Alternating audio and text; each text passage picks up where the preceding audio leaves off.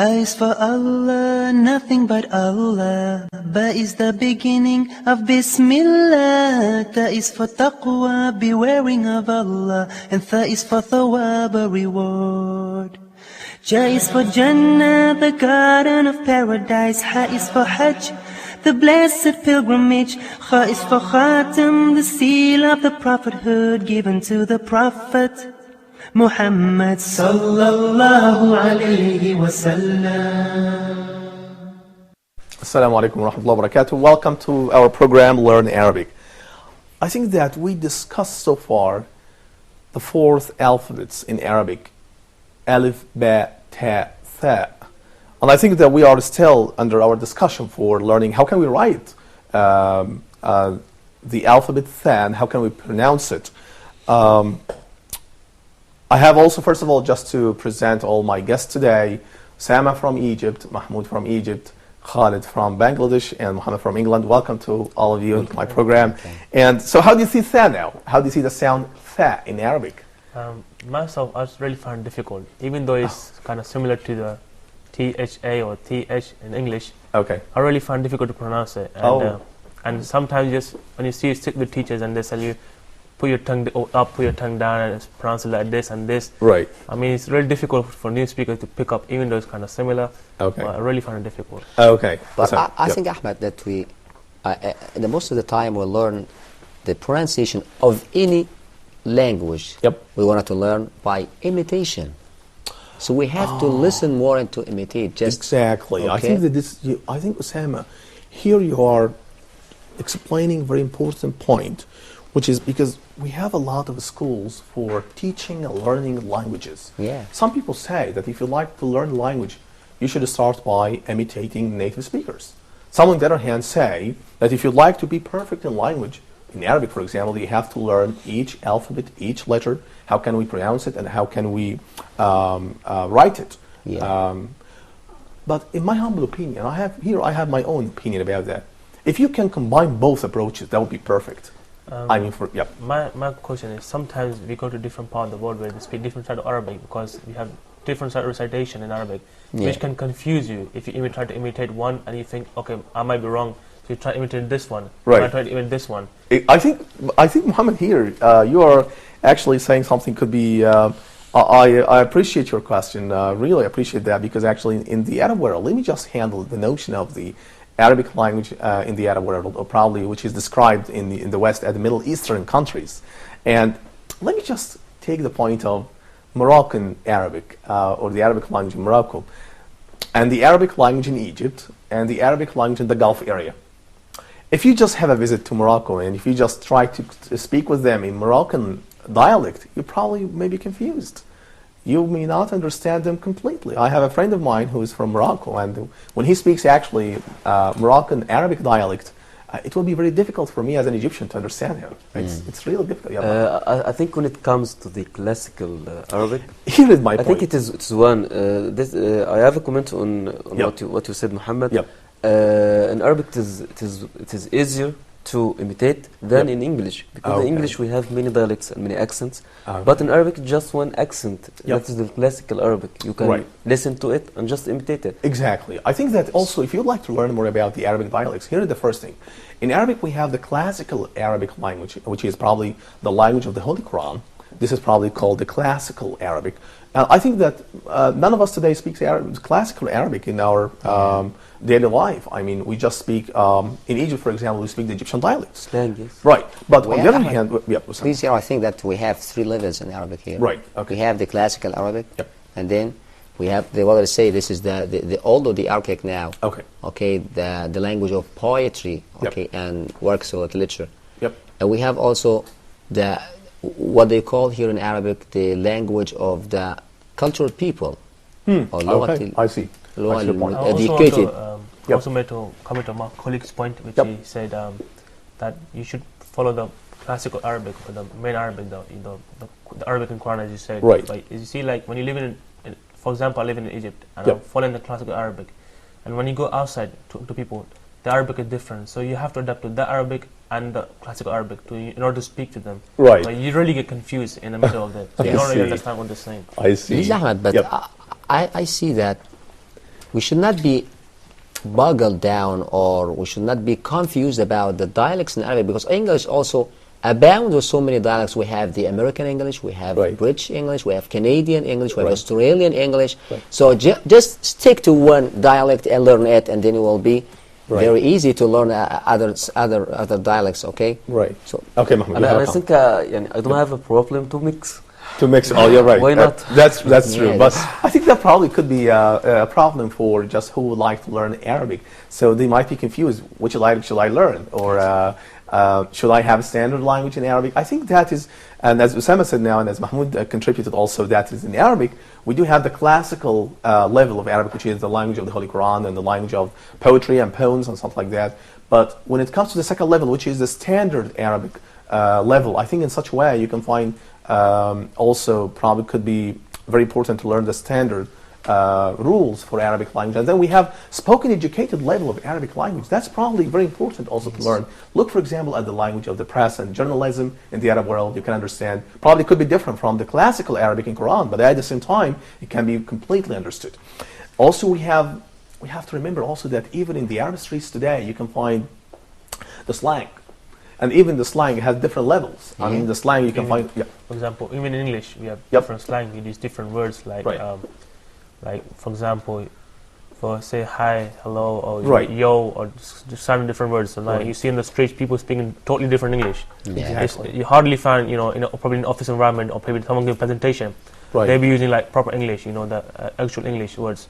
Otherwise, people will be using yo, hello, wagwan, and this kind of slang words, which normal people will not understand. Right, I think that's true. I mean, if it is found in English, then it's also found in Arabic. And in Arabic also, if you'd like just to have a kind of classified linguistic approaches for slang, you can find, in Arabic we do have the educated slang, or the slang of the educated people, but also you can find illiterate slang for those who probably doesn't have any background about education. They have different slang from my slang. And also you can find another different level in Arabic language, which is jargon. And jargon here means that the language which is used in a specific jobs, like for example, physicians, engineers, linguists, that they have their own terms, and that's why they have their own language. But again, here is the question, what kind of language should I learn in Arabic? I think that is, I would say, well, if you like to learn more about the standard level of Arabic language, combined with the classical level, and combined also with the slang level, I think that would be perfect. But I'm not just asking you just to learn the dialect of Egypt or Egyptians, or the dialect of Morocco. It would be really very hard. As I said before, my Moroccan friend, when he speaks Moroccan dialect, I would be completely confused about that. I couldn't understand his Moroccan dialect. It would even be very you're hard for an me. Arab. Right. You see some of that. I still remember when I was in Sudan, people in Sudan say Yazol. Which means hey man, something like that. Right. So a friend of mine actually, who is a Sudanese and living in the U.S., told me before, hey Azol, and I said, what does Azol means? So even for me as a Arabic language speaker, I was confused about such Sudanese slang level. Can you see that? So now let's move on here to the slide. Here it is. So for tha, again, pronouncing the letter tha. Okay. But I have a problem concerning the pronunciation of letter tha. Tha, yep. Even in English, it's more difficult for me in Arabic. Oh, really? For example, I don't know if I have to get a great part of my tongue outside, or just to touch the teeth from inside. Right. Not to get it out. I see. Well, I think that is probably, if you just can practice that more than one time, you can find. Well, I agree with you, by the way. Sometimes also we make mistakes about that, and sometimes we make confusion between tha and sa, something like that. But if you just make a kind of practical training for pronouncing the sound tha in this way, I think that would be perfect to learn more about that. But I would like to learn how can I pronounce this sound, and I think, as Usama said now, by imitation, and as Mahmoud said, by learning more about the technical linguistic approaches. I think that is here, if you like to pronounce tha, the first thing here that we have to know is just to understand that this sound is voiceless. It's close, for example, to the sound tha in English when it comes in 3. Right. So can you pronounce it once again? And put your hand, please, at your Adam's apple. You can find that here. Tha. Tha. So it's voiceless. You don't have any vibration. This is probably the first point that we have to learn about tha. Also, another important point here is that the place of articulation. Place of articulation, as you know, that it indicates, it shows where is the position of the tongue and how can we produce the airstream, which are coming out from the lungs and just releasing out from our mouth. Here is the point. The airstream is coming out from the lungs, and of course we have no vibration at all at the vocal flaps. And after that, the airstream is coming up and going through the oral cavity. And as you know, that we have oral cavity and we have the nasal cavity. And in English, we have nasal sounds and we have oral sounds. And in Arabic, we do have also nasal sounds and we also have oral sounds. This is where my question comes. Sometimes when you're pronouncing some of the Arabic alphabets, the sound comes from your nose and the pronunciation totally get wrong. So it's one of the problems that personally I have. Right, I think that's true. And if you just have a look at, even in the English system, especially when it comes to the nasal sounds, you can find that the airstream are coming out from the nose.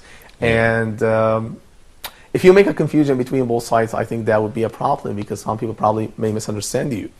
But when it comes to tha, I think in this way that the airstream is coming out from the mouth.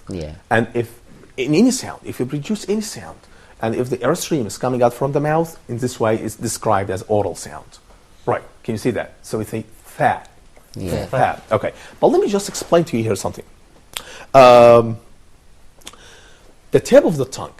I'm saying here, place of articulation, it's interdental. So that means that the tip of the tongue, as I said before, coming between the upper and lower teeth. Please, Ahmed, I have a question. So, we're speaking about the teeth. So, what is the case if there is someone who has no teeth?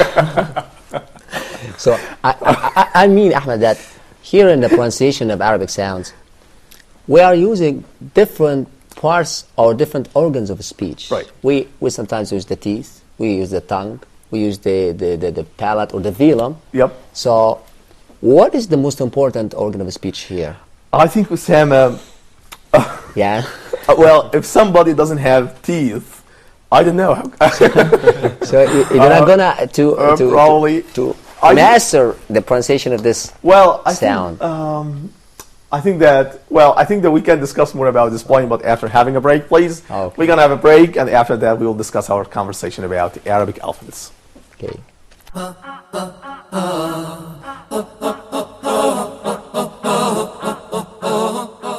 لبيك اللهم لبيك لبيك اللهم لبيك لبيك لا شريك لك لبيك لا شريك لك لبيك إن الحمد Story of Hajj. This program is not about the rituals of Hajj, rather about the story that is behind each ritual of Hajj. The Tawaf around the Kaaba has a story. The sacrifice has a story. The sa'i between Safa and Marwa has a story. The sacrifice of Ibrahim to his son has a story.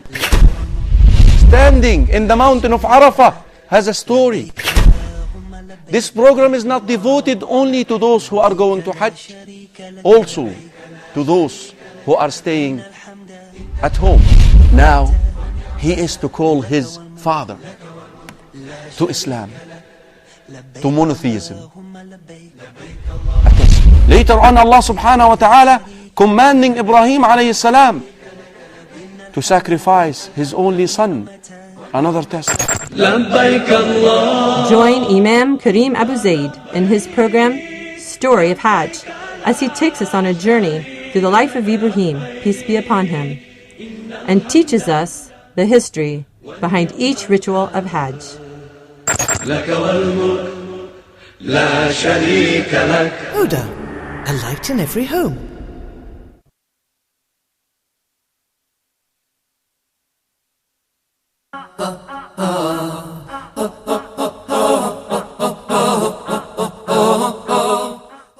Assalamu alaikum wa rahmatullahi wa barakatuh. Welcome to the second part of our program, Learn Arabic. I think that Usama, in the previous part, raised a very funny question about How about those who doesn't have teeth? So how can they pronounce tha? I don't know, Sama. Probably the tip of the tongue touches the gum or the upper gum, something like that. But if they don't have teeth, I think that they wouldn't be able to pronounce tha in the right form. Yeah. Maybe you can squeeze between your gums. Right, that could be. But I think that Osama also, Osama, you asked me a question about what's the most important part in the organ speech system here. I think, in my humble opinion, the most important part would be the tongue. The tongue. Because the tongue, as you know, that in Arabic, we have a lot of sounds which are produced by the tip of the tongue touching the velar ridge. Also, we have a lot of sounds that are produced by the back of the tongue touching the velum or the last part of the soft palate. And also you can find that some palatal sound like sh or zh, probably you can find that the airstream is coming through the two sides of the tongue. Yes. So I think that without tongue, yes, please. What about the person whose tongue is actually tied, you know? Well, probably he wouldn't be able to produce any alphabet in Arabic. I think that is, it depends on different situations, and it depends on also how many letters would he pronounce. But generally speaking, when it comes to the perfect pronunciation for learning Arabic, I think that his tongue could be the most important part. Yes. I think in any language you need any language. Tongue is your most important organ. You need to speak in order to pronounce any word.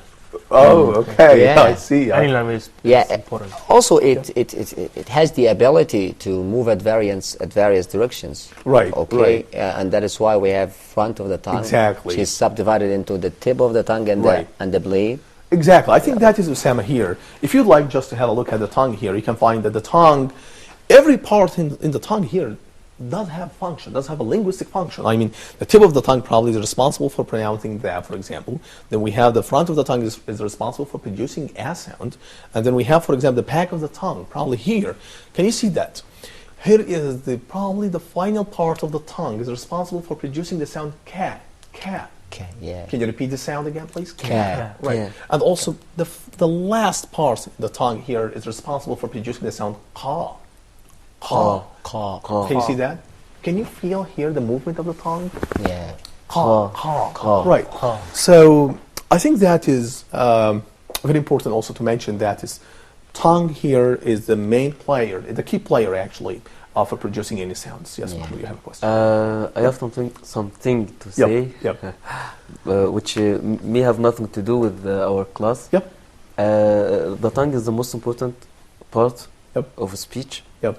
Because it is the key to one's character. Yeah, that's right. And this is why it is the most dangerous part in human being. I know.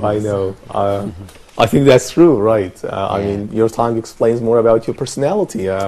If you would like just to explain more about your ideas, then the first thing here is to use your tongue. Yeah. Yep. We are described by biologists as speaking humans. Right. Okay, or speaking animals. Exactly. Okay. Exactly. That's true. To get back again here to the slides, and here we have the three important elements, which is voicing status, place of articulation, manner of articulation. We said before that this sound is a voiceless sound because we don't have any vibration. When it comes to the place of articulation, it's interdental because we put the tip of the tongue between the upper and lower teeth. And the manner of articulation is fricative. I think that's very important also because in Arabic we can find some stop sounds. So that means that we have, for example, for producing ba. Ba sometimes is described as a stop sound or plosive sound because the airstream, which are coming out actually from the lungs, are stopped in the mouth. Yeah. And then it's released suddenly with friction. That's it's released with explosion. That's why it's described as a plosive sound. But for this sound, tha, what's happening here is that the airstream actually is released from the mouth through a narrow opening of friction, and we have very limited space by which the airstream is released out from the mouth. Yeah. And that's why we have friction. That's why the sound is described as fricative sound. Fricative. So it's fricative, which means صوت احتكاكي, or a sound that probably has a certain level of friction, and also it's called oral sound, it's interdental sound, and a voiceless sound. So this is about tha. Now, that part actually is concerned more about how can we pronounce this letter. But when it comes to writing, so I think that we discussed also this point before.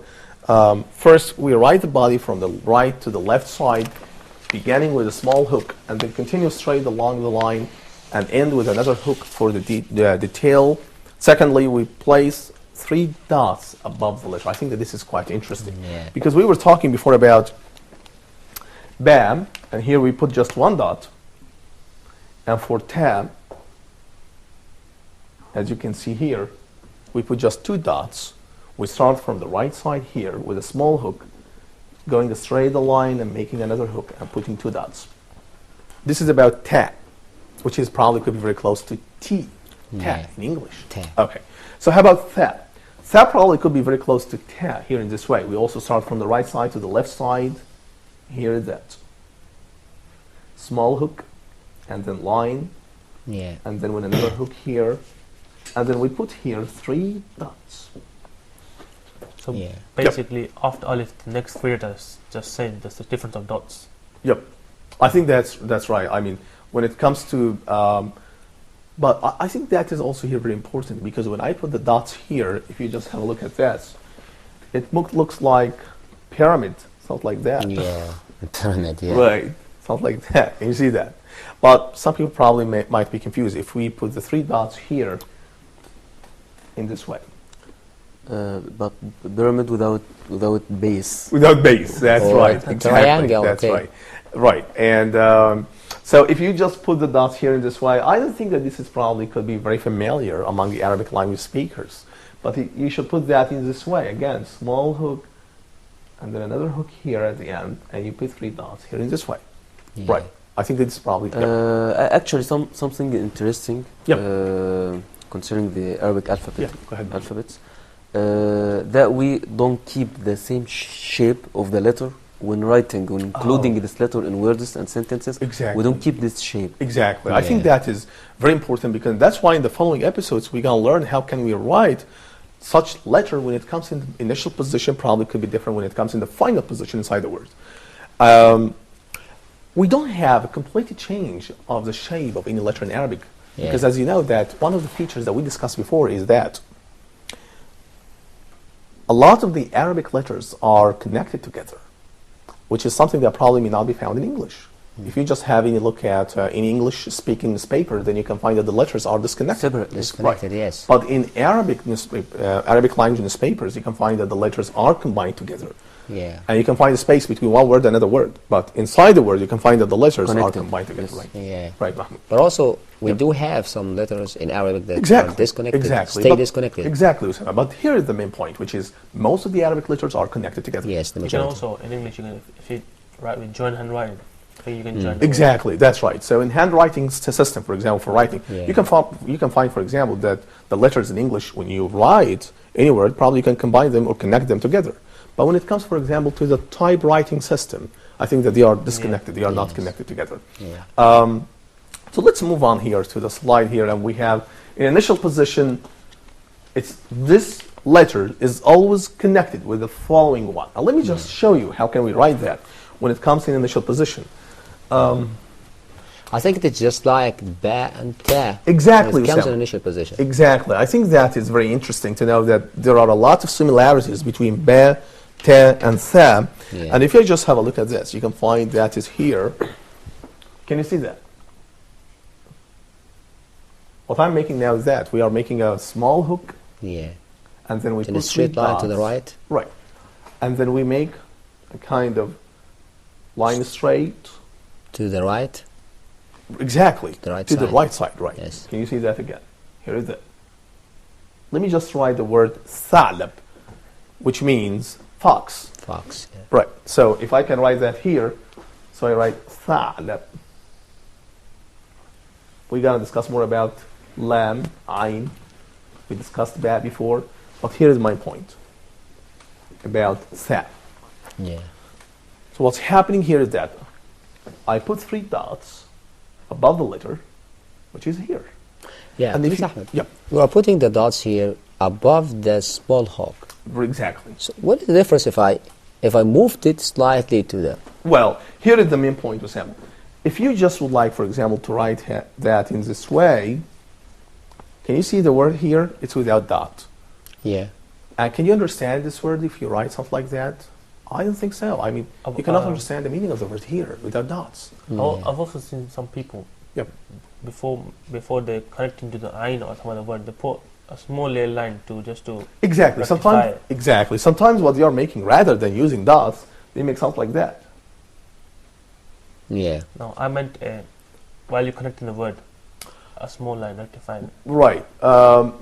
That's right. That's happening sometimes. But I don't think that this is probably the standard rule. If you'd like to write Arabic words in the right form, in the understandable form, I think in such a way you have to put 3 dots. Yeah. Well, this is my advice.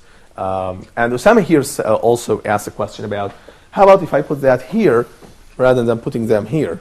Osama, if you put, for example, the 3 dots, for example, here in this position, no problem. Yeah. Well, but please be very careful, because don't put the 3 dots above the following letter here this way, for example. It get confused between Ra and... Exactly. You might just think there's 2 thoughts. Right, that's right. I mean, if you just put any dot in the following letter, probably you can completely change the meaning. Right. Yeah. And that's why it's in the right form is to put the 3 dots here or here, but please don't go to ayn. To be in the safe side. Right, exactly, to be in the safe side. Okay, got it. Yeah, when you write join a letter with ayn, do you have to? They have 2 ways. I see some people they join it the way you join it, and some people join it different.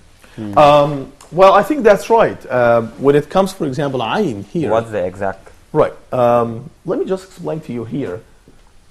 In Thalab, for example, what's happening here is that you can find here, well, here I wrote the word without any dots. I would like just to show you how significant such dots in the Arabic writing system. Can you see that?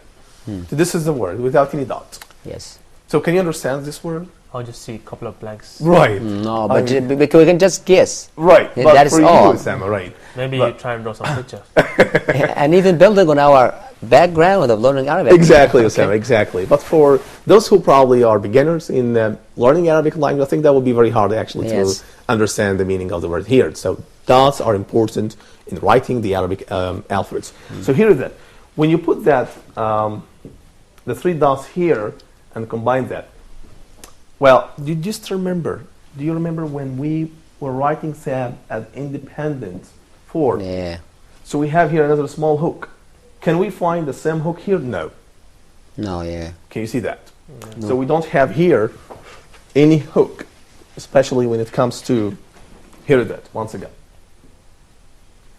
This is the form of writing Sam.